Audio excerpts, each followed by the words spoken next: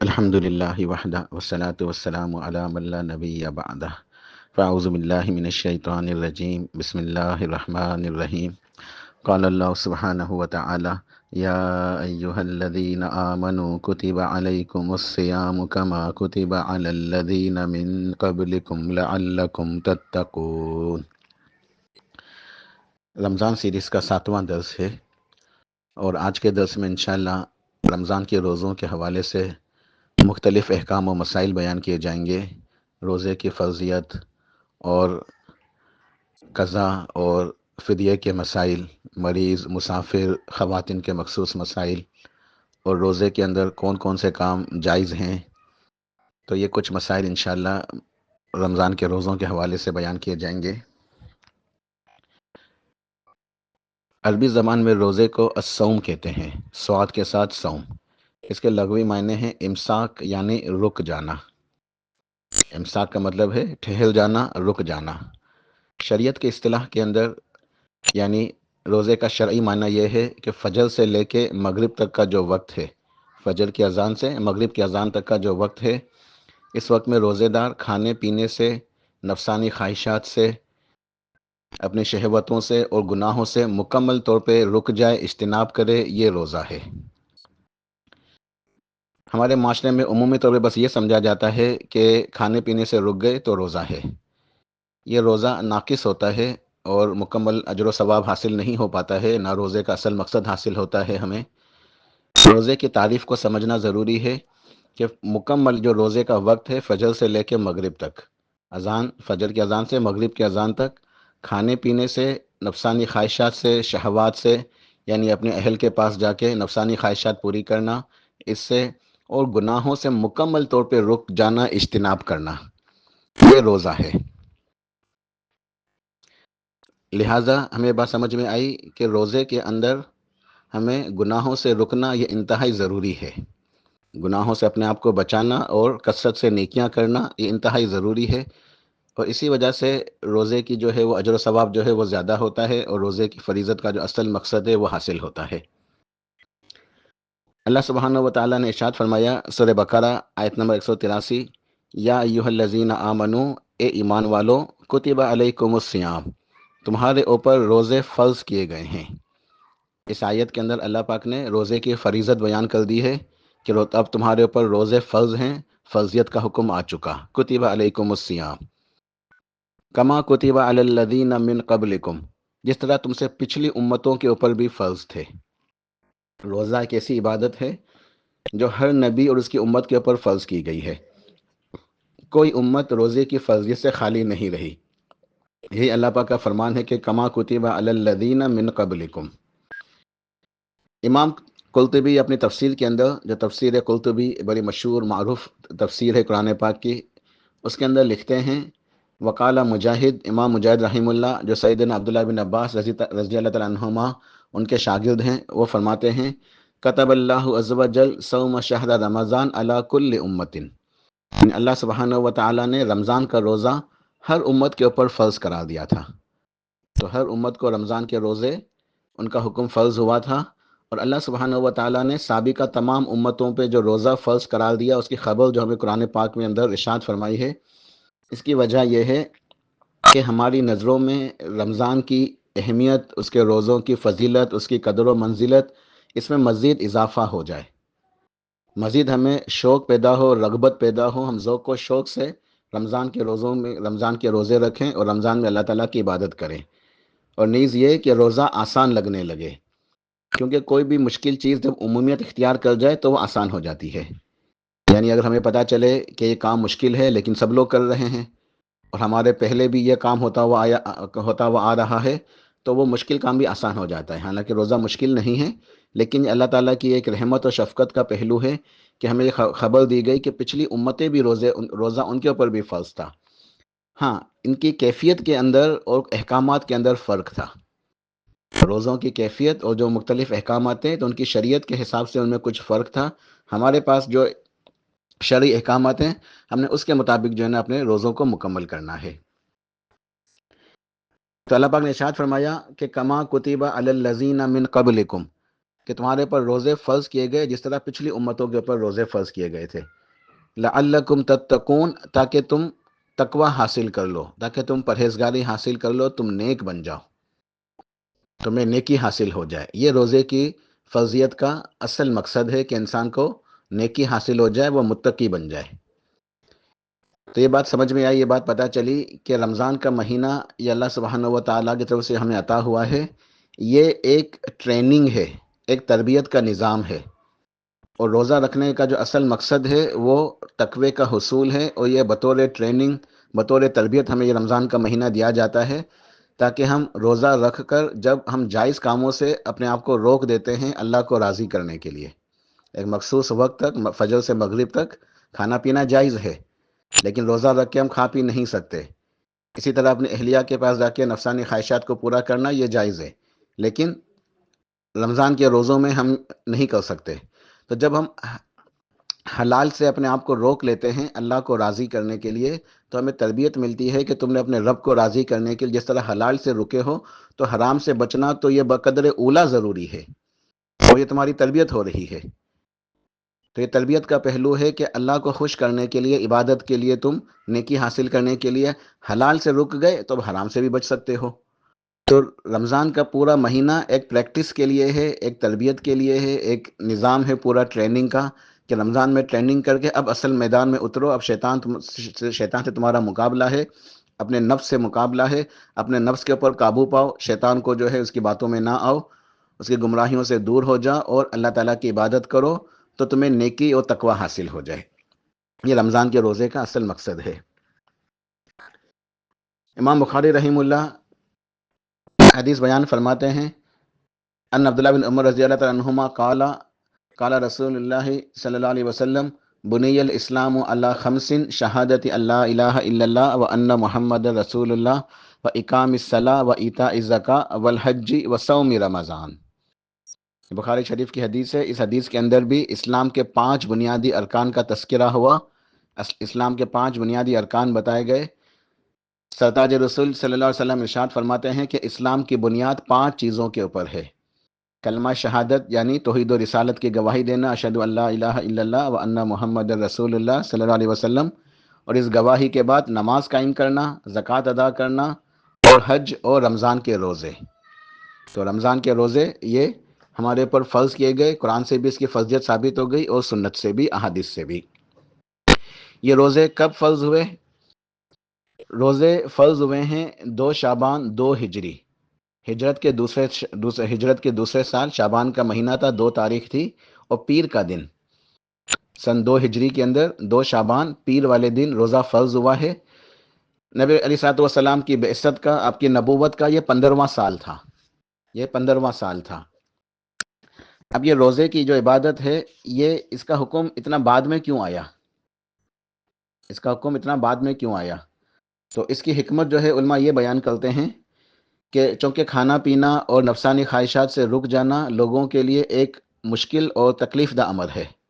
لہٰذا اللہ سبحانہ و تعالیٰ نے ازراہ شفقت و محبت، یعنی اللہ تعالیٰ کی رحمت کا پہلو ہے کہ اللہ پاک نے شفقت فرماتے ہوئے، ایک محبت فرماتے ہوئے، رحمت فرماتے ہوئے روزے کی فرضیت کو ہجرت کے بعد تقریباً وسط اسلام تک مؤخر رکھا۔ چنانچہ جب لوگوں کے نفوس، ان کی طبیعتیں، ان کے ذہن، ان کے مزاج اللہ تعالیٰ کی توحید کے اوپر اور اقامت صلاۃ کے اوپر، نماز کے اوپر پختہ ہو گئے، جب لوگوں کو توحید کا فہم حاصل ہو گیا، ایمان مکمل ہو گیا، توحید سمجھ میں آ گئی، عقیدہ پختہ ہو گیا، اور نماز کی ادائیگی کے اوپر ان کی مداومت ہو گئی، اور وہ اوامر قرآن سے خوب مانوس ہو گئے۔ جو قرآن شریف کے اوامر ہیں، جو احکامات ہیں، اللہ تعالیٰ نے جو فرائض قرار دیے ہیں، جب ان سے ان کے نفوس، ان کی طبیعتیں مائل ہو گئیں، مانوس ہو گئیں، تب اللہ سبحانہ و تعالیٰ نے روزے کی فرضیت نازل فرما دی، تاکہ اب مشکل نہ ہو، اب روزہ رکھنا آسان ہو جائے، اور ذوق و شوق کے ساتھ لوگ روزہ رکھیں۔ اور اس میں بھی بتدریج جو ایک تدریج کا پہلو اختیار فرمایا، اپنے بندوں کے اوپر رحمت فرماتے ہوئے تدریج کا پہلو کو پسند فرمایا، تاکہ اس عظیم عبادت کی ادائیگی میں کسی قسم کی کوتاہی نہ ہونے پائے۔ اور آج ہماری بدنصیبی ہے کہ ہم رمضان کے روزوں کے اندر بڑی کوتاہی برتتے ہیں اور رمضان کا حق ادا نہیں کرتے۔ روزے کے احکامات ابتدائی اسلام میں جب سے نازل ہوئے ہیں اس میں 3 تبدیلیاں ہوئی ہیں، یا اس کی 3 مختلف صورتیں رہی ہیں۔ پہل تو صرف مہینے میں 3 دن کے روزے اور عاشورے کا روزہ فرض ہوا کہ کسی بھی مہینے یعنی مہینے کے اندر کسی بھی دن میں 3 روزے رکھ لو بس، اور 10 محرم عاشورے کا روزہ رکھ لو۔ بعد میں یہ روزے نفلی ہو گئے اور رمضان کے پورے مہینے کے روزے فرض ہو گئے۔ پھر اسی طریقے سے اللہ پاک نے ایک حکم یہ بھی نازل فرمایا تھا کہ جو رمضان کے روزے رکھے اس کے لیے اچھا ہے، اللہ کی عبادت کرے، روزہ رکھے، اور جو اگر روزے نہ رکھنا چاہے تو وہ فدیہ دے دے، یہ فدیہ دے دے۔ یہ حکم بھی منسوخ ہو گیا، اور یہ حکم نازل ہوا تھا سورہ بقرہ کی جو میں نے آیت پڑھی 183، اس کی اگلی آیت میں، یا ایھا الذین آمنوا کتب علیکم الصیام کما کتب علی الذین من قبلکم لعلکم تتقون، آیت نمبر 183۔ اس کے بعد جو اگلی آیت ہے 184، اس میں ارشاد فرمایا ایام معدودات، کہ یہ گنتی کے چند دن ہیں، یعنی یہ رمضان کے روزے جو فرض کیے گئے ہیں یہ 1 مہینے کی گنتی ہے، یہ چند دنوں کی گنتی یعنی 1 مہینے کی گنتی ہے۔ فمن کان منکم مریضا او علی سفر فعدۃ من ایام اخر، تو جو بھی ان دنوں کے اندر مریض ہو یا سفر میں ہو تو وہ اس گنتی کو بعد میں پورا کر لے۔ وعلی الذین یطیقونہ فدیۃ طعام مسکین فمن تطوع خیرا فہو خیر اللہ وان تصوموا خیر لکم ان کنتم تعلمون، اور جو روزہ رکھنے کی طاقت رکھتا ہو اور پھر بھی روزہ نہیں رکھتا تو اس کے فدیے میں وہ مسکین کو کھانا کھلا دے۔ جو روزہ رکھنے کی طاقت رکھتا ہے، مقیم ہے، مسافر بھی نہیں ہے، صحت مند ہے، مریض بھی نہیں ہے، لیکن وہ روزے نہیں رکھتا تو کوئی حرج نہیں ہے، وہ اس کے بدلے میں مسکین کو کھانا کھلا دے، اور جو جتنا زیادہ نیکیاں کرے گا اس کے لیے اتنا ہی زیادہ باعث برکت ہے، باعث خیر ہے، اجر و ثواب زیادہ ہے۔ جو جتنی نیکیاں کرے گا اتنا اس کے لیے اچھا ہے، اس کے لیے خیر کا باعث ہے یہ۔ وَأَن تَصُومُوا خَيْرٌ لَكُمْ، اور اگر تم روزہ رکھو تو تمہارے لیے بہت ہی اچھا ہے، یعنی روزے کی ترغیب دی جا رہی ہے، روزے کی ترغیب دی جا رہی ہے کہ روزہ رکھ لو تو بہت ہی اچھا ہے، چاہو اگر نہ رکھو، چاہو تو اس کا جو ہے نا فدیہ دے دو، لیکن اگر تم نیکی کرو گے تمہارے لیے زیادہ اچھا ہے، لہذا تمہیں چاہیے کہ تم روزہ رکھو۔ ایک ترغیب دی جا رہی ہے روزہ رکھنے کی کہ وہ ان تصوموا خیر لکم، روزہ رکھو تو تمہارے لیے بہت ہی اچھا ہے، تمہیں روزہ رکھنا چاہیے۔ ان کنتم تعلمون، اگر تم علم رکھتے ہو، اگر تمہیں پتہ چلے روزے کا اجر و ثواب تو تم ضرور روزہ رکھو گے۔ تو اس آیت کے اندر یہ رخصت دی گئی کہ جو رمضان کے روزے نہیں رکھتا تو فدیہ دے دے، لیکن بعد میں یہ حکم منسوخ ہو گیا، یہ حکم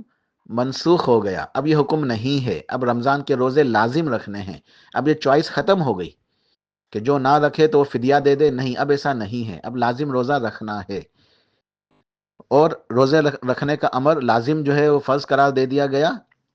یہ آیت منسوخ ہو گئی، قرآن پاک کے اندر یہ آیت موجود ہے، آیت نمبر 184، ہم اس کی تلاوت بھی کرتے ہیں، لیکن آیت کے اندر جو حکم بیان کیا گیا ہے وہ منسوخ ہے، وہ کینسل ہو گیا ہے۔ اچھا، جو بھی حکم اللہ تعالیٰ کی طرف سے جو ہے نا منسوخ ہوتا ہے اس کے لیے کوئی ناسخ چاہیے۔ ناسخ کا مطلب یہ ہے کہ کوئی کون سا حکم، کون سی آیت یا کون سی حدیث اس حکم کو منسوخ کر رہی ہے۔ نسخ کے لیے، منسوخ ہونے کے لیے ناسخ کی ضرورت، ناسخ قرآن پاک کی آیت ہوگی یا احادیث مبارکہ ہوگی کہ یہ حکم منسوخ ہوا ہے تو کون سی آیت سے منسوخ ہوا، اس کے بدلے میں کون سی آیت آئی ہے، یا سنت کے اندر احادیث میں کون سی حدیث ہے جس نے اس آیت کو جو ہے وہ منسوخ کیا ہے، اس حکم کو منسوخ کیا ہے۔ تو اس آیت کی جو ناسخ آیت ہے، اس کو منسوخ کرنے والی آیت، وہ فوراً اس کی اگلی آیت ہے، آیت نمبر 185۔ آیت نمبر 184 میں جو حکم تھا، جو چوائس کی گئی تھی کہ روزے نہیں رکھتا تو وہ فدیہ دے دے، کھانا کھلا دے مسکین کو، اس حکم کو کینسل کیا اگلی آیت نے، آیت نمبر 185 نے، ارشاد فرمایا شہر رمضان الذی انزل فیہ القرآن، کہ رمضان کا وہ مہینہ ہے جس کے اندر قرآن پاک نازل ہوا، ھدی للناس وبینات من الہدی والفرقان، جو لوگوں کے لیے سراسر ہدایت ہی ہدایت ہے، اور ہدایت اور گمراہی کے درمیان فرق کرنے والی یہ کتاب ہے۔ فمن شہد منکم الشہر فلیصمہ، اس حکم نے پچھلی حکم کو منسوخ کر دیا کہ اب تم میں سے جو بھی فمن شہید منکم الشہر، پس جو شخص بھی اس مہینے کو پائے وہ پس لازم روزہ رکھے، اب وہ لازم روزہ رکھے، اب وہ فدیہ نہیں دے سکتا۔ ومن کان مریضا او علی سفر فعدۃ من ایام اخر، اور جو بھی مریض ہو یا سفر میں ہو تو اپنے روزوں کی گنتی کو بعد میں پورا کرے۔ روزے کا حکم موجود ہے، روزہ رکھنا لازم ہے، روزہ رکھنا واجب ہے، فرض ہے، لازم ہے، جو روزہ نہیں رکھ سکے سفر کی وجہ سے یا بیماری کی وجہ سے، تو وہ بعد میں اس کی قضا ادا کرے گا، گنتی کو پورا کرے گا۔ یرید اللہ بکم الیسر ولا یرید بکم العسر۔ اللہ سبحانہ و تعالیٰ تمہارے اوپر آسانی والا معاملے، آسانی والے احکامات نازل فرماتا ہے، کیونکہ وہ رب رحمان و ارحم الراحمین تمہارے لیے آسانی چاہتا ہے۔ یرید اللہ بکم الیسرا، وہ رب تمہارے لیے آسانی چاہتا ہے۔ ولا یرید بکم العسر، وہ رب تمہیں تکلیف کے اندر مبتلا نہیں کرنا چاہتا۔ وَلِتُكْمِلُوا الْعِدَّةَ وَلِتُكَبِّرُوا اللَّهَ عَلَىٰ مَا هَدَاكُمْ وَلَعَلَّكُمْ تَشْكُرُونَ، تاکہ تم یہ احکامات اس لیے جو ہے نا اللہ پاک نے نازل فرمائے ہیں تاکہ تم اپنے مہینے کی گنتی کو پورا کر لو، اپنے مہینے کی گنتی کو 30 روزوں کو پورا کر لو، اور اللہ کی تکبیر بیان کرو، اللہ کے کبریائی کو بیان کرو، جس رب نے تمہیں ہدایت دی ہے، جس رب نے تمہیں دین اسلام کی ہدایت دی، اس کی عبادت کرو، اس کا شکر ادا کرو، اس کی کبریائی کو بیان کرو۔ وَلَعَلَّكُمْ تَشْكُرُونَ، تاکہ تم شکر گزار رہو، تاکہ تم شکر گزار رہو۔ تو یہ آیت جو ہے اس نے پچھلی آیت کو جو ہے وہ منسوخ کر دیا، اب روزے رکھنے لازم قرار پائے۔ اچھا، تیسری بات یہ تھی کہ ابتدا اسلام میں روزے کی کیفیت یہ تھی کہ عشاء کے بعد جو بھی سو جائے تو اس کا روزہ شروع ہو جاتا تھا۔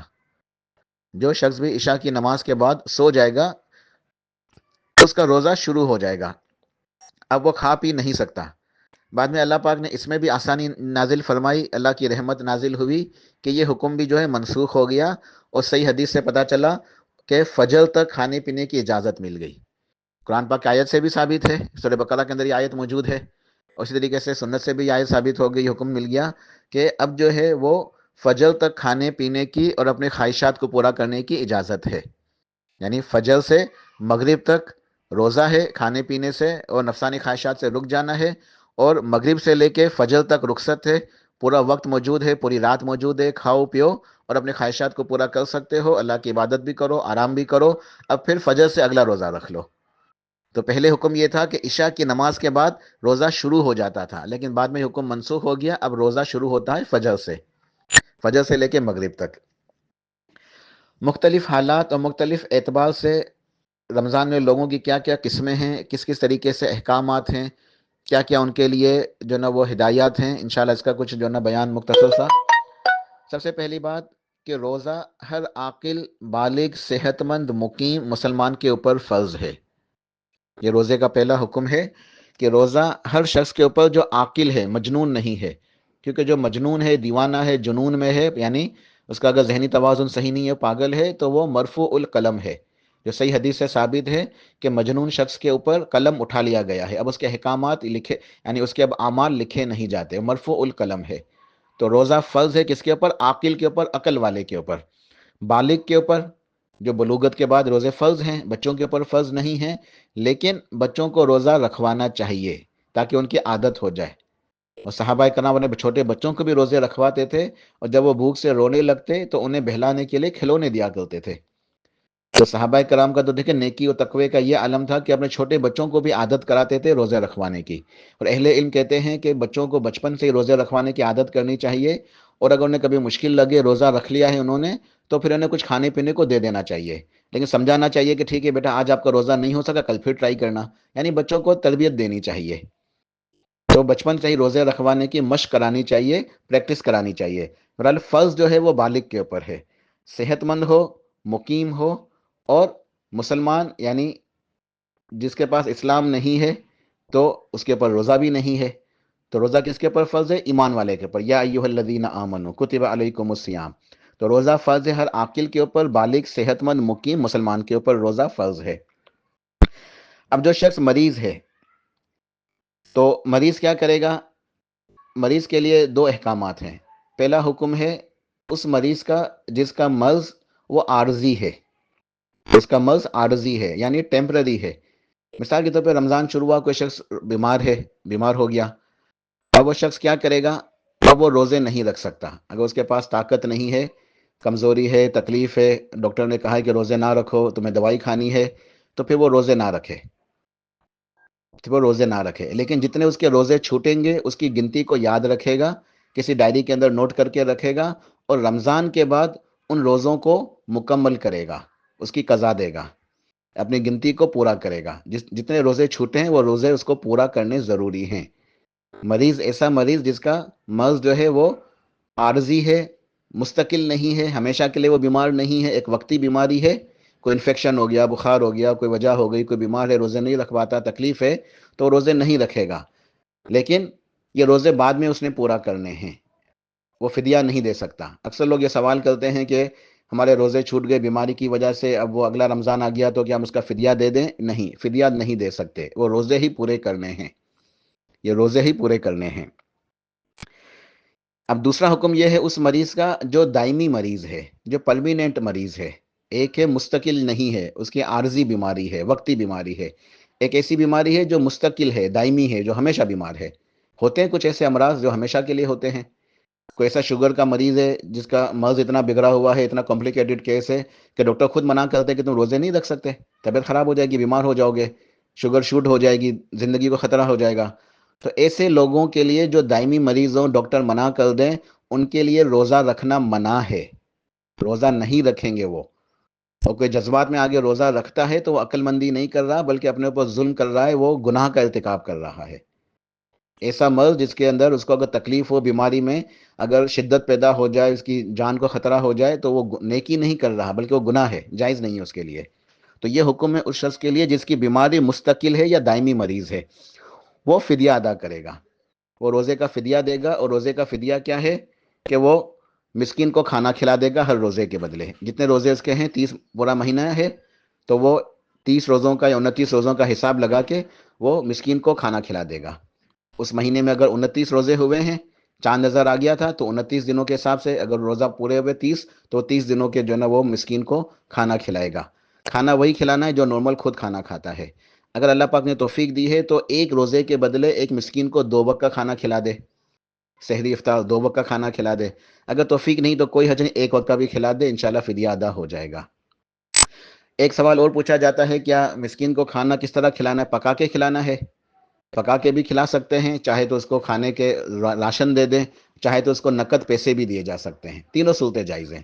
پکا ہوا کھانا دے دیں، یا کھانے پینے کا سامان دے دیں، یا نقد پیسے دے دیں۔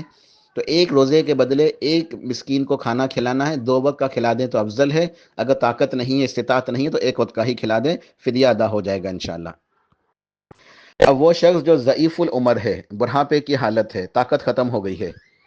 تو ظاہر ہے کہ اب وہ ایسا شخص ہے جو رمضان کے بعد بھی اس کی ظاہر ہے اس کی جوانی تو لوٹ کے نہیں آئے گی، اسے توانائی تو حاصل نہیں ہوگی، تو بھی دائمی مریض کے حکم میں آئے گا کہ وہ روزہ نہیں رکھے گا، وہ فدیہ دے گا۔ اس طریقے سے ایسا بیمار جو مستقل بیمار ہے، ظاہر ہے رمضان کے بعد بھی وہ بیمار ہی رہے گا، تو وہ فدیہ دے گا۔ اس طریقے سے جو بڑھاپے کی حالت میں شخص ہے، جو کمزور لوگ ہیں، ہمارے بزرگ لوگ ہیں، تو ہمارے جو بزرگ لوگ ہیں وہ بھی روزے نہیں رکھیں گے اور فدیہ ادا کریں گے۔ مسافر کیا کرے گا؟ مسافر کے لیے بھی 2 احکامات ہیں۔ مسافر کے لیے پہلا حکم یہ ہے کہ اگر وہ چاہے تو روزے رکھ سکتا ہے، چوائس ہے، اگر چاہے تو نہ رکھے، اس کے اوپر کوئی حرج نہیں ہے، گناہ نہیں ہے۔ مسافر کو اللہ پاک نے اختیار دیا ہے، مسافر چاہے تو روزہ رکھے، چاہے تو نہ رکھے۔ لیکن اگر مسافر روزہ نہیں رکھتا ہے، روزہ ترک کر دیتا ہے، جو اس کے لیے جائز ہے، لیکن اس کو بعد میں گنتی پوری کرنی ہے، بعد میں اس کی قضا کرنی ہے، فدیہ نہیں ہے، مسافر کے اوپر قضا ہے، روزوں کی قضا ادا کرنی ہے۔ تو ایسا مسافر جو جس کا سفر آسان ہے، اسے کوئی مشقت نہیں ہے، ہوائی جہاز کا سفر ہے، یا کوئی ایسا مسئلہ نہیں ہے اس میں اس کو مشقت ہو، تو اگر وہ روزہ رکھ لے تو اس کے لیے بہتر ہے، بہرحال اس کے پاس چوائس ہے، اور اگر روزہ نہ رکھے تب بھی اس کے لیے جائز ہے۔ اور ایسا مسافر جس کا سفر مشکل ہے، مشقت ہے اس کو سفر کے دوران، اگر اس کو سفر کے دوران مشقت پیش آ رہی ہے، تکلیف ہو رہی ہے، پیدل چل رہا ہے، یا اونٹوں گھوڑوں کے اوپر سفر ہے، یا کوئی گرمی کی شدت ہے، ضروری نہیں ہے اونٹ گھوڑوں، اگر بسوں کا سفر ہے، ٹرینوں کا سفر ہے، چاہے ہوائی جہاز کا ہی کیوں نہ ہو، اگر اس سے روزے میں مشقت ہو رہی ہے، تکلیف ہو رہی ہے، اب ایسے مسافر کے لیے بھی روزہ نہ رکھنا یہ افضل ہے، اور روزہ رکھنا یہ اس کے لیے ظلم ہے۔ اسے مشقت ہے، سفر کی وجہ سے روزہ نہ رکھے، پھر بعد میں کیا کرے؟ گنتی کو پورا کرے، بعد میں اس کو قضا دے گا۔ تو بہرحال مسافر کا حکم واضح ہو گیا کہ چاہے تو روزہ رکھے، چاہے تو نہ رکھے، اگر روزے چھوٹیں گے تو اسے بعد میں پورا کرے گا۔ اچھا، وہ خواتین جو اللہ کے فضل سے حاملہ ہیں، الحمدللہ بہت بڑی نعمت ہے یہ بھی، حاملہ ہونا اللہ کی رحمت سے، تو ان کے کیا احکامات ہیں؟ ان خواتین کے، ان ماؤں بہنوں کے یہ احکامات ہیں کہ اگر وہ ان کی صحت اچھی ہے، ان کے پاس طاقت ہے، اپنے ڈاکٹر سے وہ مشورہ کرتی ہیں لیڈی ڈاکٹر سے، وہ پوچھ لیتی ہیں اور ڈاکٹر اجازت دے دیتی ہے کہ ہاں تمہاری صحت بھی اچھی ہے، رحم کے اندر جو بچہ ہے وہ بھی صحیح ہے، صحت مند ہے، روزہ رکھ سکتی ہو، تو وہ روزہ رکھے گی، لیکن اگر ڈاکٹر یہ کہہ دے کہ نہیں کمزوری ہے اور روزہ رکھنے کی وجہ سے تمہیں بھی تکلیف ہو سکتی ہے، بچے کو بھی تکلیف ہو سکتی ہے، ایسی خاتون کے لیے روزہ رکھنا جائز نہیں ہے۔ یہ نہیں کہ وہ جذبات میں آ کے روزہ رکھے گی، بلکہ اس کے لیے جائز ہی نہیں ہے۔ اگر اپنے روزہ رکھ کے اپنے بچے کو تکلیف دیتی ہے تو سخت گنہگار ہے۔ تو یہ ہر خاتون جو ہے اپنی صحت کو دیکھ کے ڈاکٹر سے مشورہ کر کے خود فیصلہ کر سکتی ہے کہ میں روزے رکھوں یا نہ رکھوں۔ اگر صحت ہے، طاقت ہے، ڈاکٹر کہتا ہے اوکے، ڈاکٹر کہتی ہے کہ ہاں صحیح ہے روزے رکھ لو، تو وہ روزے رکھے گی، ورنہ نہیں رکھے گی۔ اب یہ کیا کرے گی؟ اب اس کے پاس یہ اختیار ہے کہ رمضان کے بعد اگر اس کی صحت بحال رہتی ہے، صحیح رہتی ہے، تو ان کی قضا کر دے گی، اور اگر رمضان کے بعد بھی کمزوری ہے، پھر آگے بچے کی پرورش ہے، دودھ پلانے کے مراحل ہیں، تو اگر مشکل ہو رہی ہے تو فدیہ دے دے گی۔ تو یہ بھی خود اس نے فیصلہ کرنا ہے، اور ڈاکٹر سے مشورہ بھی کر سکتی ہے کہ رمضان کے بعد رکھ سکتی ہے، حمل مکمل ہو جائے اس کے بعد وہ رکھ سکتی ہے، اگر آسانی ہے تو رکھ لے، اگر آسانی نہیں ہے، مشکل ہے، تو وہ فدیہ دے سکتی ہے، وہ فدیہ دے گی۔ ایسی خواتین جو اپنے بچوں کو دودھ پلاتی ہیں، چھوٹے بچے ہیں، دودھ پلانے والی مائیں، وہ کیا کریں گی؟ ان کے لیے بھی یہی حکم ہے کہ وہ اپنی صحت کا جائزہ لیں گی، اپنے ڈاکٹر سے مشورہ کریں گی۔ ڈاکٹر کہتی ہے کہ صحیح ہے، اگر روزہ رکھے تمہیں کوئی تکلیف نہیں ہے اور بچے کو دودھ پورا ہوگا، کوئی مسئلہ نہیں ہوگا، تو وہ روزہ رکھیں گی، ان کے لیے لازم ہے کہ وہ روزہ رکھیں۔ لیکن اگر خواتین کمزور ہیں، تکلیف ہوتی ہے، بچے کو دودھ پورا نہیں ہوتا، ان کے لیے روزہ رکھنا جائز نہیں ہے، حرام ہے۔ بچے کو دودھ پلانا یا زیادہ ضروری ہے، ٹھیک ہے؟ تو پھر وہ اس گنتی کو جو ہے نا وہ نوٹ کریں گی کتنے دن کے روزے چھوٹے ہیں، تو وہ بعد میں اگر رمضان کے بعد طاقت بحال ہو جاتی ہے یا بچے کا دودھ چھوٹ جاتا ہے، پھر وہ روزوں کی قضا کریں گی، اور اگر بچہ چھوٹا یا ابھی مزید دودھ پی رہا ہے اور جو ہے نا روزہ رکھ کے دودھ پورا نہیں آتا، ماں کی صحت کو خطرہ ہے، بچے کی صحت کو خطرہ ہے، تو وہ فدیہ دیں گی، وہ خود اپنا فیصلہ کر سکتی ہیں، ڈاکٹر سے مشورہ کر سکتی ہیں، حکم میں نے بتا دیا، ٹھیک ہے؟ حائضہ خواتین جن کو مخصوص ایام آتے ہیں، ان کے لیے روزہ رکھنا جائز نہیں ہے، وہ قضا کریں گی، ان کے اوپر فدیہ بھی نہیں ہے، ان کو روزے کی گنتی پوری کرنی ہے، وہ نوٹ کریں گی کتنے دن کے روزے چھوٹے، پھر وہ اس کو مکمل کریں گی، ٹھیک ہے؟ بعد میں قضا کریں گی۔ اسی طریقے سے جن خواتین کو ڈیلیوری ہوئی ہے، وہ ماں بنی ہیں، اب ان کو نفاس کا خون آ رہا ہے، تو جو نفاس والی خواتین ہیں ان کے لیے بھی یہی حکم ہے، وہ اپنی دنوں کو گنیں گی، کتنے دن کے روزے چھوٹے ہیں، بعد میں ان کی قضا کریں گی، اور ان کو اپنی گنتی کو پورا کریں گی۔ اچھا، اب روزے میں جائز امور کون کون سے ہیں؟ تو یہ درس کے کچھ طویل ہو گیا ہے اور کچھ احکامات باقی ہیں، تو لہٰذا میں جو ہے نا اپنی وائس کو یہاں مکمل کرتا ہوں۔ اب روزے میں چند جائز امور ہے، کیا کیا جو ہے نا روزے کے اندر کیا جا سکتا ہے اور کن چیزوں سے بچنا ہے، تو اس کو پھر انشاءاللہ میں اگلی درس کے اندر مکمل کرتا ہوں۔ تو یہ کچھ احکامات تھے روزے کے حوالے سے۔ اللہ تعالیٰ سے دعا کرتا ہوں اللہ سبحانہ و تعالیٰ ہمیں ان احکامات کو سمجھنے کی اور اس کے مطابق روزے رکھنے کی، خوب نیکیاں کرنے کی توفیق عطا فرمائیں، آمین برحمتک یا ارحم الراحمین۔ سبحان ربک رب العزت عما یصفون وسلام علی المرسلین والحمد للہ رب العالمین۔